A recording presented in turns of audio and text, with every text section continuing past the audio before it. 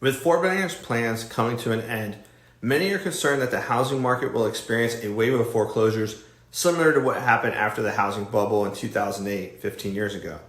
Now, here's a few reasons why that won't happen.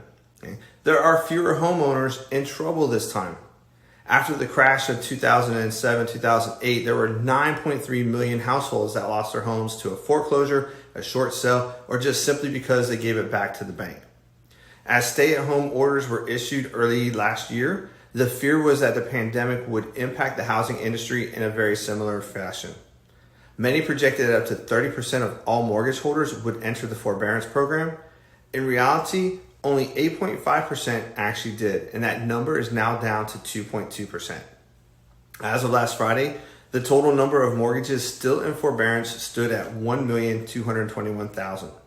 That's far fewer than the 9.3 million households that lost their homes just over a decade ago. Now, most of the mortgages in forbearance have enough equity to sell their home without having to pay to get out. Now, due to the rapid rising home prices over the last 2 years, of the 1.22 million homeowners currently in the forbearance program, it's estimated that 93% have at least 10% equity in their homes. This 10% equity is important because it enables homeowners to sell their homes and to pay the related expenses instead of facing a hit on their credit report that would come from a foreclosure or a short sale. Now, the remaining 7% may not have that option to sell, but if the entire 7% of those 1.22 million homes went into foreclosure, that would be about 85,400 mortgages.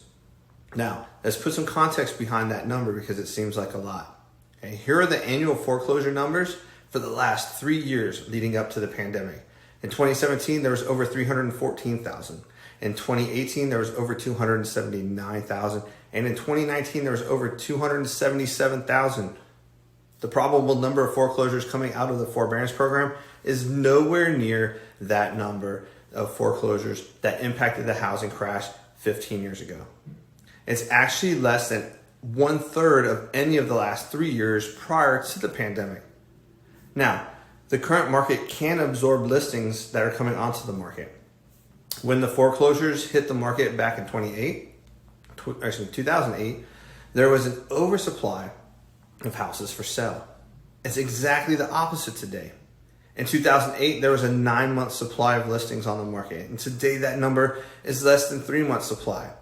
If you watched my last video, you would know it's actually 2.4 months inventory. The bottom line is this. The data indicates why Ivy Zelman, the founder of major housing market analytical firm Zelman & Associates, was on point when she stated this. She said, the likelihood of us having a foreclosure crisis again is about 0. If you have any questions or if you're in the forbearance program and are trying to figure out a way out, give me a call and we can work on this together to make sure that you're taken care of.